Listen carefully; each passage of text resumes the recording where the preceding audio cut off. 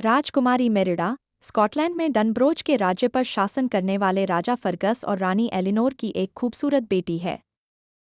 उसके 3 भाई हैं, जो 3 जुड़वा हैं।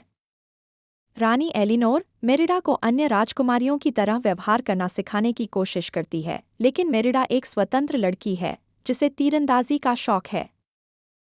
एक रात, जब परिवार अपना खाना खा रहा था, रानी ने घोषणा की कि 3 पुरुष उनकी बेटी के साथ विवाह के लिए प्रतिस्पर्धा करने के लिए जल्द ही आ रहे हैं।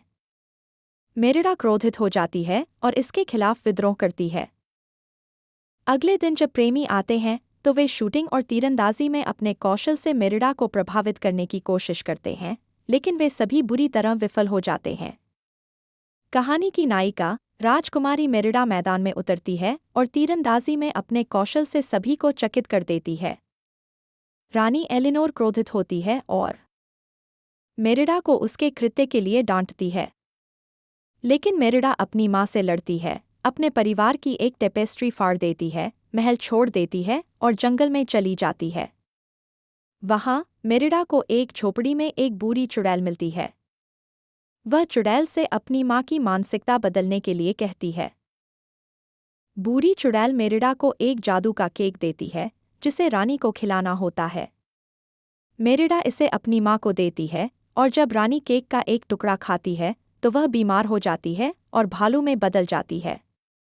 मेरिडा के भाई, जो केक का एक टुकड़ा भी खाते हैं, भालू में बदल जाते हैं।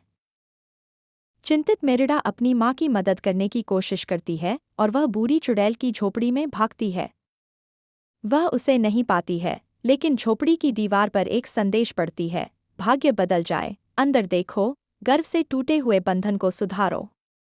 मेरिडा दीवार पर संदेश के पीछे छिपे अर्थ को समझती है। वह अपने घोड़े पर चढ़ती है, महल में जाती है और उस टेपेस्ट्री को सिलती है जिसे उसने फाड़ दिया था।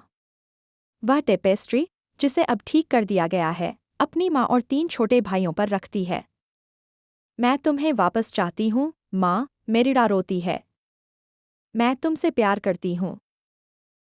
रानी एलिनोर और उसके बेटे फिर से इंसान बन जाते हैं।